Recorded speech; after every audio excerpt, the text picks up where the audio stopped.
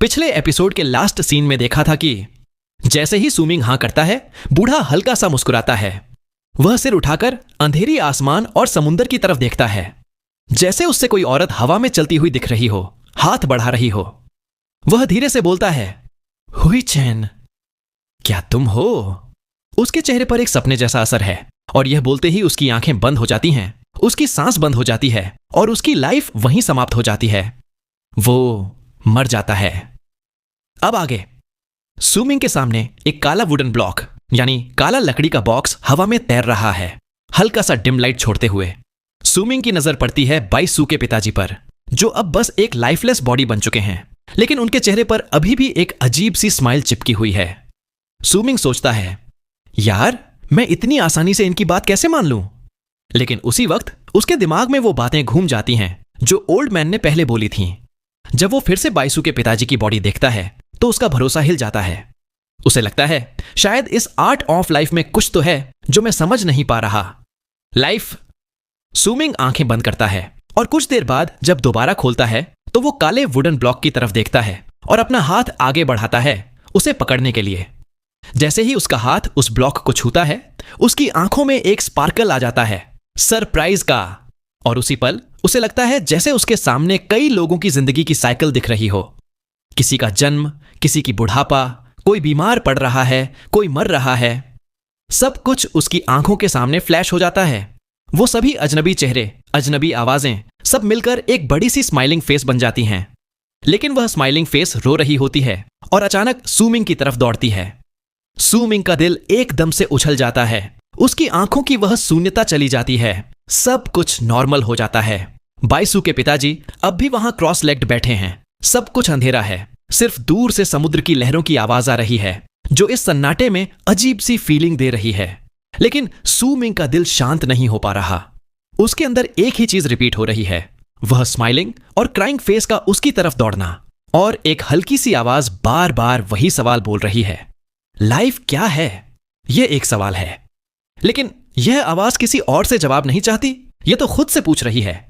एक ऐसी स्टेट में जब इंसान को कोई बड़ी समझ आ जाती है, एक एपिफनी। यह एपिफनी उस ब्लैक वुडन ब्लॉक में घुस गई है। इसी वजह से यह ब्लॉक इतना खास बन गया है। सुमिंग भी यह सवाल खुद से पूछता है। जब उसके पास लाइफ कल्टीवेशन की एक थ्रेड आई थी, तब यह सवाल उसके लिए कंफ्यूजन था। लेकिन अब जब वह आवाज ब्लैक वुडन ब्लॉक से आ रही है तो उसमें एक अलग ही इंसाइट है। यह सवाल अब नॉस्टैल्जिया और इमोशन से भरा हुआ लगता है। वो तीन शब्द वही हैं, लेकिन उनका मतलब अब बदल गया है। सुमिंग सब कुछ समझ जाता है, लेकिन जवाब भूल जाता है। वो खुद भी कंफ्यूज हो जाता है। What is life? सुमिंग चुप रहता है। उसे लगता है जो एपिफनी उसने पहले सोची थी वह अब बहुत छोटी लग रही है। अब जब यह सब उसके सामने हो रहा है, वो तीन शब्द जो ब्लैक वुडन ब्लॉक में हैं, वह किसी और को नहीं, खुद स्पीकर को एड्रेस करते हैं।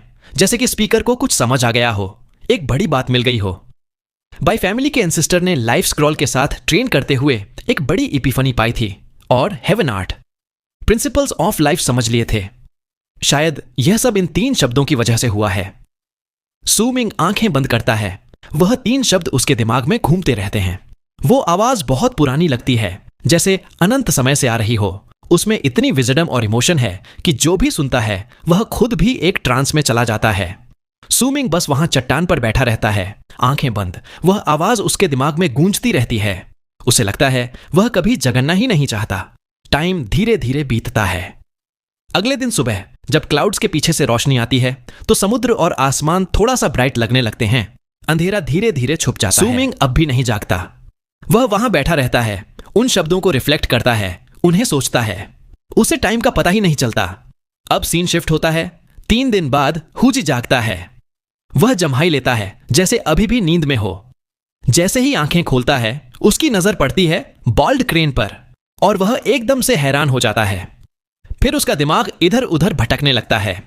बॉल्ड क्रेन भी हुजी को घूर रहा होता है।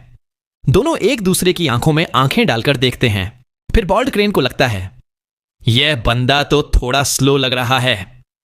उसकी आंखों में एक चमक आती है और वह अपना मुंह खोलता है। एकदम सीरियस एक्सप्रेशन के साथ बोलता है, तू अब जागा है।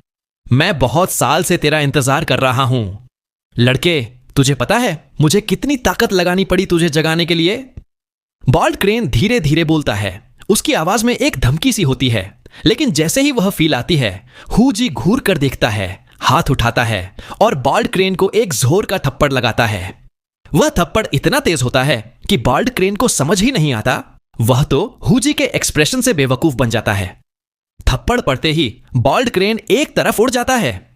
हुजी चिल्लाता है, तू छोटा बदमाश, तेरा ग्रैंडपा हूं तो 9वीं समिट का सबसे तेज दिमाग है, तू मुझे बेवकूफ बनाएगा। हुजी आंखें फाड़कर बाल्ड क्रेन को देखता है, फिर अपनी स्लीव्स चढ़ाता है और चिल्लाता है, मुझे लग रहा था कोई मुझे बार बार खुजला रहा है, तो तू ही था बाल्डिया, अब मैं तुझे छोड़ूंगा नहीं। हुजी गुस्से में बाल्ड क्रेन की तरफ बढ़ता है। बाल्ड क्रेन एकदम से चिल्लाता है, उसके कुछ बचे हुए पंख खड़े हो जाते हैं और वह अपने पंख फड़फड़ाता है। आह, तू ऐसा कैसे कर सकता है मुझसे? अगर तूने मुझे 10,000 क्रिस्टल्स नहीं दिए तो मैं तुझे माफ नहीं करूंगा, चाहे वह सूमिंग यहीं क्यों ना हो। बाल्ड क्रेन पंख फड़फड़ाते हुए भागना चाहता है। हुजी उसकी तरफ घूर कर देखता है और अपना हाथ उठाता है, एक क्रिस्टल निकालता है और जमीन पर फेंक देता है। जैसे ही क्रिस्टल गिरता है, एक क्लियर आवाज आती है। बाल्ड क्रेन जैसे ही भागने लगता है, उसे आवाज सुनाई देती है और बिना सोचे समझे वह क्रिस्टल पर जंप मार देता है। लेकिन जैसे ही वह क्रिस्टल पर जंप करता है, हुजी पहले से अपना मुक्का उठाता है और बाल्ड क्रेन को पंच करता है। हुजी बोलता है, देख ले, मैं 3 साल का था तब से ऐसे ट्रिक्स खेलता आ रहा हूं, तू मुझे बेवकूफ बनाएगा। 3 दिन बीत जाते हैं जब सू मिंग अपनी इपिफनी में डूबा रहता है। बाइसू अपने पिताजी की बॉडी ले जाती है, जैसे उसे पहले से पता था यह होने वाला है। उसके चेहरे पर सरप्राइज नहीं, सिर्फ दुख और आंसू हैं जो छुप नहीं पा रहे। कुछ लोग जो 9वीं समिट पर शरण लेने आए थे, वह इन दिनों में वापस चले जाते हैं। जाते वक्त सब सू मिंग को रिस्पेक्ट से देखते हैं, जो मेडिटेशन में डूबा हुआ है। वह लोग अपने घर ढूंढने निकलते हैं, जो या तो डूब गए हैं या शायद अब भी कहीं हैं। उन लोगों के अंदर जो बरसेकर थ्रेड्स हैं, वह अभी भी उनके अंदर छिपे हुए हैं, उनकी मौत के बाद भी।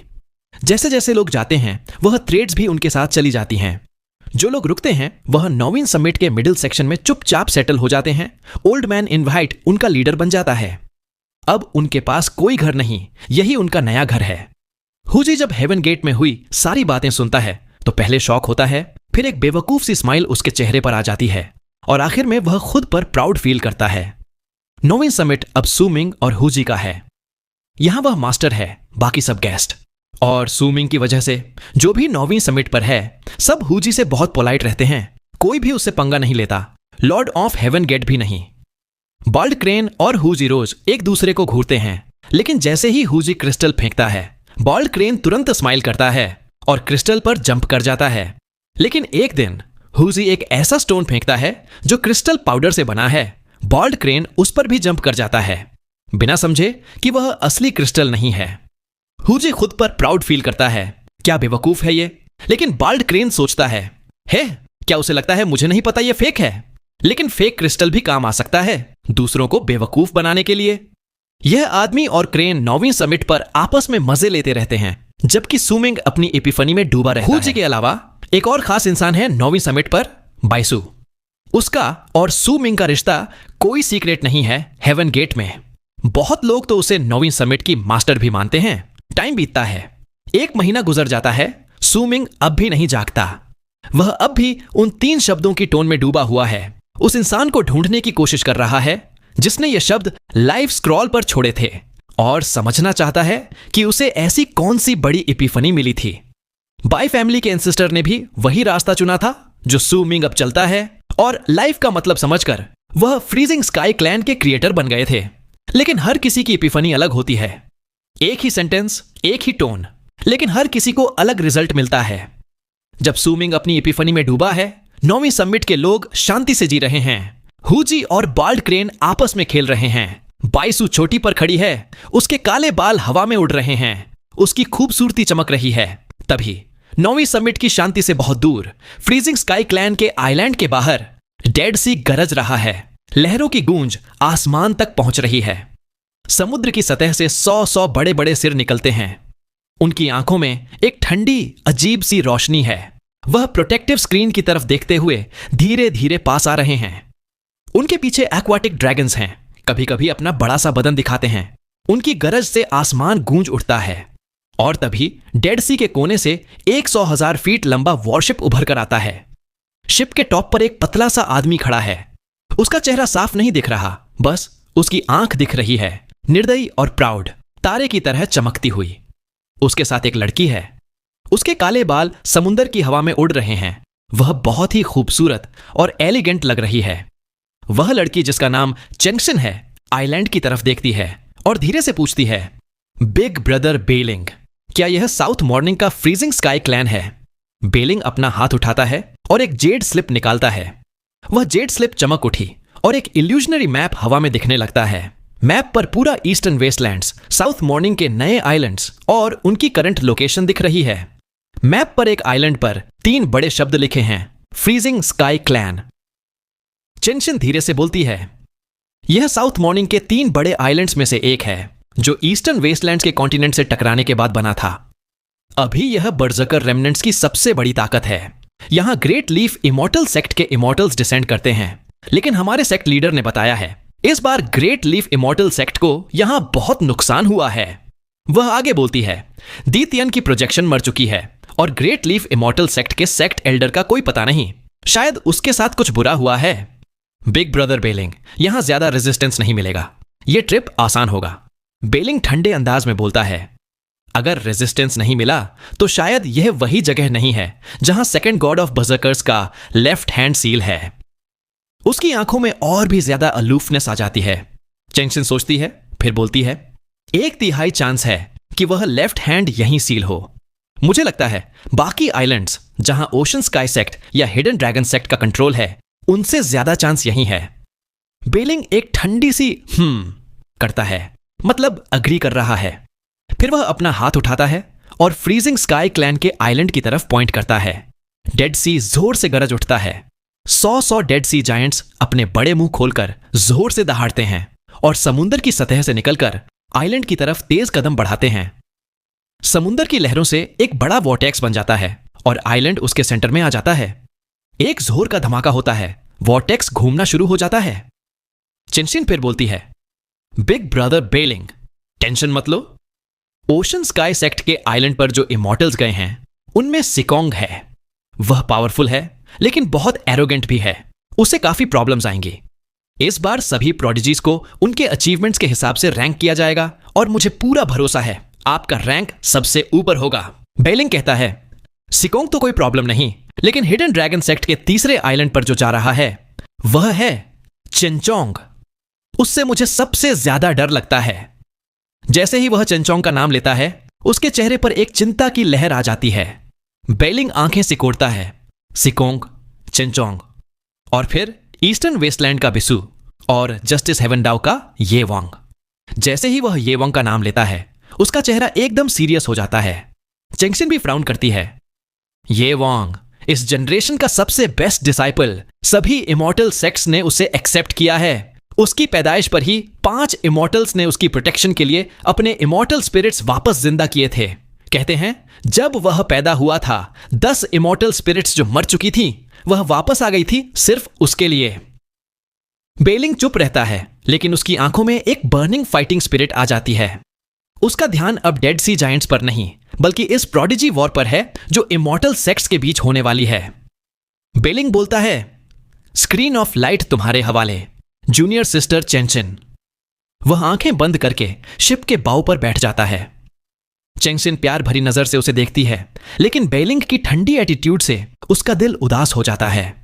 वह दिल में एक लंबी सांस लेती है, फिर अपना हाथ उठाती है। उसकी कलाई पर एक जेड ब्रेसलेट है जो अब हल्का सा चमक रहा है। एक रे ऑफ लाइट ब्रेसलेट से निकलकर डेड सी में जाती है और जैसे ही वह प्रोटेक्टिव स्क्रीन से कनेक्ट होती है चेंगशिन की आंखों में रूनिक सिंबल्स दिखने लगते हैं। टाइम धीरे धीरे बीतता है। दूसरे दिन जब वॉरशिप और डेड सी जायंट्स प्रोटेक्टिव स्क्रीन के पास आ जाते हैं तभी 9th समिट से कई लॉन्ग आर्क्स हवा में उड़ते हैं। ये वही लोग हैं जो माउंटेन छोड़कर गए थे। सबके चेहरे पर पैनिक है। वे हवा में उड़ते हुए 9th समिट की तरफ भागते हैं, सबको शॉकिंग न्यूज देने के लिए। दुश्मन आ गए हैं। वे स्क्रीन ऑफ लाइट तोड़ने की कोशिश कर रहे हैं। सैकड़ों डेड सी जायंट्स, पावरफुल एक्वाटिक ड्रैगन्स और एक 100,000 फीट लंबा शिप। यह खबर मिलते ही 9th समिट के सब लोग मेडिटेशन से जाग जाते हैं। सबसे ज्यादा shock lord of heaven gate को लगता है। ओल्ड मैन इन वाइट तुरंत कुछ ऑर्डर्स देता है। डजन से ज्यादा लॉन्ग आर्क्स 9th समिट से निकल जाते हैं और रात होते ही वापस आ जाते हैं। सूमिंग के आइसोलेशन के पास बाइसू, हुजी, लॉर्ड ऑफ हेवन गेट और बाकी पावरफुल वॉरियर्स एक इल्यूजनरी पिक्चर को देखते हैं। पिक्चर में दिख रहा है डेड सी जायंट्स, एक्वाटिक ड्रैगन्स, बड़ा शिप और एक काला बाल वाला आदमी उस पर बैठा है। वे देखते हैं कि प्रोटेक्टिव स्क्रीन धीरे धीरे फेड हो रही है और एक छोटी सी लड़की अपने हाथ फैलाकर खड़ी है उस आदमी के पास। वही है जो स्क्रीन को कमजोर कर रही है। किसी की आवाज आती है जो डेड सी के मॉन्स्टर्स को कंट्रोल कर सकती है। यह कौन हो सकती है? क्या यह ईस्टर्न वेस्टलैंड से है? हुजी गुस्से में चिल्लाता है, साले कोई भी हो, अगर किसी ने 9th समिट को छुआ तो मैं उसकी वॉट लगा दूंगा। बॉल्ट क्रेन एक साइड ग्लांस देता है, सोचता है अगर यह लोग हमसे ज्यादा पावरफुल हुए तो मैं कैसे भागूं? ओल्ड मैन इन व्हाइट बाइसू से पूछता है, मिस बाइसू, सूमिंग कब जागेगा? बाइसू सूमिंग की तरफ देखती है, फिर धीरे से सिर हिला देती है। अभी कुछ कह नहीं सकती। तभी एकदम से दूर से एक जोर की गरज सुनाई देती है जो चारों तरफ से एक साथ आती है। कोई समझ नहीं पाता कि आवाज कहां से आ रही है, लेकिन सब सुनते हैं। उसी वक्त सब देखते हैं आसमान में क्रैक्स आ गए हैं, जैसे आसमान फट रहा हो। लेकिन ध्यान से देखो तो यह cracks invisible screen of light पर हैं। ओल्ड मैन इन व्हाइट का चेहरा बदल जाता है, बाकी सब भी सीरियस हो जाते हैं। एक तेज हवा की सीटी और मौन सुनाई देती है, साथ ही एक अजीब सी बदबू भी आती है, डेड सी की बदबू। स्क्रीन ऑफ लाइट टूट गई है। यह वही स्क्रीन थी जो सूमिंग को भी हैरान कर देती थी, जो ईस्टर्न वेस्टलैंड्स की कैलेमिटी भी झेल सकती थी, लेकिन अब एक दिन में ही बिखर गई। सब लोगों के दिल कांप उठते हैं और उन्हें समझ आ जाता है कि दुश्मन कितने पावरफुल हैं। लेकिन तुरंत यह शौक दुख में बदल जाता है। स्क्रीन टूटने पर चेंगसिन के मुंह से खून निकल आता है, उसका चेहरा सफेद पड़ जाता है, आंखों में शून्यता आ जाती है। वह पीछे हटकर गिर जाती है। चेंगसिन बोलती है, बिग ब्रदर बेलिंग, मैं सिर्फ 3 दिन तक प्रोटेक्शन रोक सकती हूं। 3 दिन बाद यह स्क्रीन फिर से आ जाएगी, बस उतना ही टाइम है। बेलिंग अब उसके साथ खड़ा है। उसके आसपास एक फ्रीजिंग ऑरा है, आंखों में एक रूथलेस लुक। वह चेंगसिन को देखता भी नहीं, बस हाथ उठाता है, सील बनाता है और आगे पॉइंट करता है। डेड सी जायंट्स जोर से दहाड़कर आइलैंड की तरफ दौड़ पड़ते हैं जहां फ्रीजिंग स्काई क्लैन है। उनके कदम की गूंज से पूरा समुद्र कांप उठता है। एक्वाटिक ड्रैगन्स भी आसमान में उड़ते हैं, उनकी गरज चारों तरफ गूंजती है। 9 aquatic dragons freezing sky clan की तरफ चार्ज करते हैं, बादलों के बीच से गुजरकर। बेलिंग शिप के बो पर खड़ी रीडा है। शिप समुद्र को चीरकर आइलैंड के बिल्कुल पास आ जाता है, फिर हवा में उड़ने लगता है। अब पूरा एरिया जहां फ्रीजिंग स्काई क्लैन है रोर्स और एक रूथलेस हार्श ऑरा से भर जाता है। बेलिंग जोर से चिल्लाता है, मैं इमॉर्टल बेलिंग हूं, मैं आया हूं सेकंड गॉड ऑफ बर्जर्कर्स का लेफ्ट आर्म लेने। सभी बर्जर्कर्स मेरे सामने झुक जाओ। अगर सोल सॉर्ट होने के लिए मान गए तो जिंदा रहोगे, वरना मैं किसी को नहीं छोड़ूंगा। उसकी आवाज बिजली की तरह गूंजती है, 9th समिट के सब लोगों के कानों में गूंजती है। उसी वक्त बेलिंग अपने अंदर की डिवाइन सेंस को रिलीज करता है, लेकिन वह एक जगह नहीं, शिप के थ्रू पूरे आइलैंड में फैल जाती है। तुरंत शिप के ऊपर हवा में एक मैप दिखने लगता है। पूरा आइलैंड, हर कोने का सीन दिख रहा है। मैप पर कई व्हाइट फ्लैशिंग स्पॉट्स दिख रहे हैं। हर स्पॉट एक बर्जर्कर को रिप्रेजेंट करता है। सबसे ज्यादा स्पॉट्स 9th समिट पर हैं। बेलिंग अपना हाथ घुमाता है और डेड सी जायंट्स तुरंत स्प्रेड हो जाते हैं, जैसे उन्हें पता हो कि कौन से बर्जर्कर्स कहां छुपे हैं। बेलिंग 9th समिट की तरफ देखता है। उसके चेहरे पर अब भी वही ठंडा घमंड एक्सप्रेशन है। उसके लिए ये सब बर्जर्कर्स बस अनकल्चर्ड बैरन जमीन के लोग हैं, जिन्हें इमॉर्टल प्रोडिजीज के पैरों तले कुचला जाना है। इनका काम है सिर्फ एक चीज, इमॉर्टल्स की ग्रोथ के लिए स्टेपिंग स्टोन बनना। बेलिंग को यहां सिर्फ एक चीज से मतलब है, क्या यही वह जगह है जहां सेकंड गॉड ऑफ बर्जर्कर्स का लेफ्ट हैंड सील है? बाकी सब लोग, चाहे वो स्कैटर्ड बर्जर्कर्स हों या 9th समिट पर इकट्ठा भीड़, उसके लिए कुछ भी नहीं है। जैसे ही डेड सी जायंट्स स्प्रेड होते हैं, जो बर्जर्कर्स 9th समिट छोड़कर गए थे, उन पर खतरा मंडराने लगता है। चाहे वो बच भी जाए, बेलिंग की डिवाइन सेंस से बच नहीं सकते। जिस पर भी उसकी नजर पड़ गई, समझो उसकी किस्मत खत्म। आसमान में 9 एक्वाटिक ड्रैगन्स तेज रफ्तार से उड़ रहे हैं। जमीन पर डेड सी जायंट्स दहाड़ रहे हैं और बिहीमथ वॉरशिप हवा में छाती तान के आगे बढ़ रहा है। समुंदर की लहरों में तूफान है और बीच में है 9th समिट। ड्रैगन्स बादलों में घूम रहे हैं, बिजली चमक रही है, जमीन डेड सी जायंट्स के कदमों से कांप रही है और लहरों का तूफान आसमान तक पहुंच रहा है। शिप से एक जबरदस्त ओवरबेयरिंग प्रेजेंस निकल रही है। जहां तक वो पहुंचती है दुनिया का रंग ही उड़ जाता है। 9th समिट पर सब बर्जर्कर्स का दिल दहशत से भर जाता है। अभी हेवन गेट की तबाही से निकले ही थे, अब एक और जानलेवा क्राइसिस सामने आ गया है। सबकी नजर उस इंसान पर है जो माउंटेन के टॉप पर बैठा है, सूमिंग। ये उनकी आखिरी उम्मीद है। लेकिन सूमिंग अभी भी अपनी एपिफनी में डूबा है। उसके दिमाग में सिर्फ एक ही सवाल घूम रहा है, व्हाट इज लाइफ? उसे लगता है कुछ समझ आ रहा है, लेकिन जैसे ही और गहराई में जाता है सब कुछ फिर से धुंधला हो जाता है। जब वर्ल्ड की ओवरबेयरिंग प्रेजेंस 9th समिट पर क्लोज इन करती है, समुंदर की लहरों की गरज सुनाई देती है, तब lord of heaven gate, old man in white, एक कड़वा सा स्माइल देता है और खड़ा हो जाता है। वह सबसे ज्यादा कल्टीवेटेड है, लेकिन अब उसे लगता है कोई रास्ता नहीं बचा। वह बोलता है, मैं नहीं जाऊंगा, चाहे मर भी जाऊं, फ्रीजिंग स्काई क्लैन में ही मरूंगा। तुम लोग अगर जाना चाहते हो तो जाओ। बैसू चुपचाप खड़ी है, दूर समुंदर और आसमान को देखती है। उसकी आंखों में शांति है, लेकिन अंदर से वह क्या सोच रही है वो सिर्फ उसे पता है। जो लोग रुकते हैं सब चुप हो जाते हैं। एकदम डिप्रेसिंग एटमॉस्फेयर छा जाता है। हुजी भी गुस्से में मुक्के बंद करके आसमान को घूर रहा है। उसके लिए यह जगह सिर्फ घर नहीं, सूमिंग भी यही मेडिटेट कर रहा है। जब तक हुजी जिंदा है कोई सूमिंग को छू भी नहीं सकता। हुजी बिना कुछ बोले सूमिंग के सामने जाकर खड़ा हो जाता है। उसका मजबूत बदन सूमिंग पर पड़ने वाली धूप को भी रोक लेता है। एक बड़ी सी शैडो बन जाती है। तभी आसमान के बादल जोर जोर से घूमने लगते हैं। एक्वाटिक ड्रैगन्स सबसे पहले आते हैं। 9th समिट के ऊपर घूमते हैं, अपने बड़े बड़े सिर दिखाते हैं, जोर से दहाड़ते हैं। उनकी दहाड़ से आसमान जमीन कांप उठते हैं। समुंदर की लहरों का तूफान और तेज हो जाता है। डेड सी जायंट्स भी आ जाते हैं। उनकी सांस और गरज सबके दिल हिला देती है। तभी एक ठंडी आवाज शिप से आती है, क्या यह है फ्रीजिंग स्काई क्लैन? बेलिंग शिप के बो पर खड़ा है, एक कदम आगे बढ़ाता है, मिड एयर में आ जाता है, ऊपर से सबको ठंडी नजर से देखता है। सूमिंग को वह नहीं देख पाता क्योंकि हुजी ने उसे पूरी तरह छुपा लिया है। हुजी आंखें फाड़कर आसमान की तरफ घूर रहा है। Lord of heaven gate, old man in white, अपना हाथ घुमाता है और हवा में उड़ जाता है। चेहरा सीरियस है। एक्वाटिक ड्रैगन्स और डेड सी जायंट्स की दहाड़ के बीच वह बेलिंग को देखकर अपना बैग झुकाता है, हाथ जोड़कर बोलता है, यह है फ्रीजिंग स्काई क्लैन सर, मैं पूछना चाहता हूं। लेकिन बेलिंग उसकी बात बीच में ही काट देता है। उसकी आंखों में ठंडी डिटैच्ड नजर है। बेलिंग बोलता है, यह माउंटेन छोड़ दो और लेफ्ट साइड पर खड़े हो जाओ। जब तक मैं तुम पर सोल सीक परफॉर्म नहीं कर लेता और कंफर्म नहीं कर लेता कि तुम ठीक हो, तब तक तुम्हें कुछ नहीं होगा। लेकिन अगर मना किया तो मौत तय है। बेलिंग यह बोलकर अपना हाथ उठाता है, 2 उंगलियों को सोर्ड शेप में करता है। तुरंत उसकी फिंगर से सोर्ड ऑरा निकलती है। एक चमकदार सोर्ड ग्लिंट बन जाती है।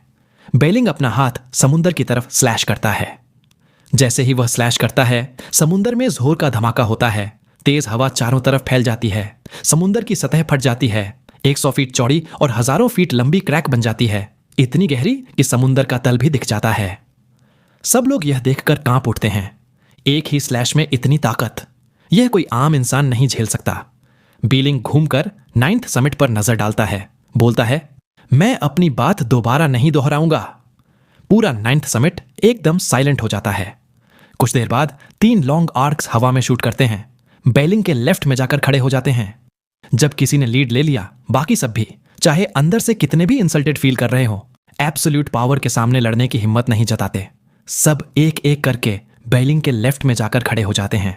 चेहरे पर कॉम्प्लिकेटेड एक्सप्रेशंस हैं। लॉर्ड ऑफ हेवन गेट चुपचाप सबको देख रहा है।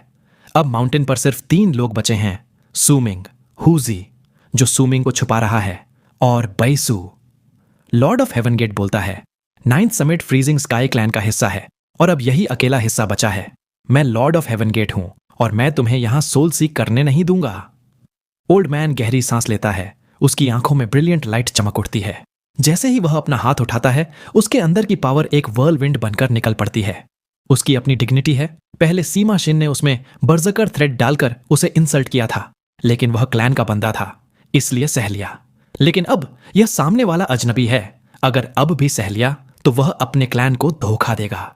उसके दिमाग में आता है, अगर हम अब भी वो पुराने फ्रीजिंग स्काई क्लैन होते तो किसी को ऐसे इंसल्ट नहीं करने देते। उसके लिए अब डिग्निटी जिंदगी से भी ज्यादा इंपॉर्टेंट है। जैसे ही उसकी पावर इरप्ट होती है, वह अपना हाथ उठाता है। तुरंत उसके पीछे गॉड ऑफ बजर्कर्स का एक बड़ा स्टैच्यू दिखने लगता है। बेलिंग ठंडी आवाज में बोलता है, तुम खुद को ज्यादा समझते हो। बाइलिंग के बोलते ही 9 एक्वाटिक ड्रैगन्स जोर से दहाड़कर ओल्ड मैन पर चार्ज करते हैं। हर ड्रैगन की पावर बर्जर्कर सोल रियल्म के इनिशियल स्टेज जितनी है और उनके बॉडीज बर्जर्कर से भी ज्यादा मजबूत हैं। वे ओल्ड मैन को घेर लेते हैं। आसमान गूंज उठता है। ओल्ड मैन उन ड्रैगन्स के बीच फंस जाता है, मुश्किल से अपनी डिवाइन एबिलिटीज यूज करके लड़ रहा है। लेकिन ये सिर्फ 9 नहीं, 10 ड्रैगन्स हैं। किसी को पता नहीं चलता एक और ड्रैगन कब आ गया जो बाकी 9 के आसपास घूम रहा है, जैसे मौका देखकर भागना चाहता हो। बेलिंग को इस एक्स्ट्रा ड्रैगन से कोई मतलब नहीं। वह 9th समिट की तरफ कदम बढ़ाता है। उसकी आंखों में सिर्फ प्राइड, एरोगेंस और एक ही मिशन, सबको झुकाना। उसके दिमाग में है, इन अनकल्चर्ड लोगों की आत्मा तक को हिला दो, तभी ये झुकेंगे। तभी मैं उनकी मेमोरी सर्च कर सकता हूं और लेफ्ट हैंड का रास्ता ढूंढ सकता हूं। बेलिंग ऐसे सबमिसिव डिस्प्ले का आदी है। यह पहली बार नहीं है। वह इमॉर्टल्स के स्टार्स पर कई बैटल्स और सब्जुगेशंस कर चुका है। शिप पर चेंसिन बेलिंग को देखती है, सोचती है, यह पहले ऐसा नहीं था। अब कुछ साल से यह एरोगेंट और कोल्ड हो गया है, जैसे उसके अंदर की हर इमोशन खो गई हो। वह ओल्ड मैन को ड्रैगन्स के बीच फंसा देखकर हैरान हो जाती है। ध्यान से देखती है, ये तो 10 ड्रैगन्स हैं, 9 नहीं। वह आंखों में डिडक्शन की रोशनी लाकर पता लगाने की कोशिश करती है कौन सा ड्रैगन एक्स्ट्रा है। बेलिंग एक कदम आगे बढ़ता है, 9th समिट पर खड़ा हो जाता है। उसकी ठंडी नजर बाइसू पर पड़ती है। बेलिंग बोलता है, मैं औरतों को नहीं मारता। उसका एक्सप्रेशन अब भी अलूफ है। फिर वह हुजी की तरफ मुड़ता है। बेलिंग बोलता है, तेरे पीछे कोई है। तेरा यहां खड़ा होना तेरी लॉयल्टी दिखाता है। तेरी लॉयल्टी के लिए मैं तुझे एक डिग्निफाइड मौत दूंगा। बेलिंग की स्पीड एकदम से बढ़ जाती है। पलक झपकते ही हुजी के सामने आ जाता है। 2 उंगलियों को सोर्ड शेप में करता है। वही सोर्ड ऑरा निकलती है जो समुंदर को चीर गई थी और हुजी पर स्लैश करता है। हुजी जोर से दहाड़ता है, अपना हाथ घूंसा बनाता है। उसके बॉडी से रिपल्स निकलते हैं, पूरे एरिया को पानी की तरह सराउंड कर लेते हैं। फिर वह अपना हाथ उठाता है, बेलिंग की तरफ पंच करता है। वेल, यहां तक आ गए। मैं आपसे पूछना चाहूंगा कि कैसी लगी आपको ये वाली वीडियो। मुझे पता तो नहीं है, पर इतना जानता हूं कि कहीं ना कहीं जरूर से पसंद आई होगी। और अगर पसंद आई है तो आप सपोर्ट करने के लिए सब कुछ कर सकते हैं। लाइक कर दीजिए, सब्सक्राइब करके हमारी छोटी सी फैमिली का हिस्सा बन जाइए और शेयर भी कर सकते हैं। और हां, पहले से ही माफी चाहूंगा अगर कभी वीडियो ना आए तो, क्योंकि यार कुछ प्रॉब्लम्स आ जाते हैं जिसका आप कुछ नहीं कर सकते। बट मैं आप सभी का शुक्रगुजार हूं कि आप लोग मुझ जैसे छोटे यूट्यूबर को सपोर्ट कर रहे हो। साथ ही अगर वीडियो देखकर आपको लगे कि आप मुझे कुछ सजेशन दे सकते हो तो यूट्यूब का कमेंट ऑप्शन आपके लिए ही है। आपके सजेशन को पढ़कर मैं पूरी मेहनत से और इंप्रूव करने की कोशिश करूंगा। ठीक है, मुझे बस इतना ही कहना था। लेकिन जाने से पहले आप कमेंट में बता सकते हैं कि इस वीडियो का कौन सा सीन आपको सबसे ज्यादा पसंद आया। मिलते हैं नेक्स्ट वीडियो में, तब तक के लिए राधे राधे।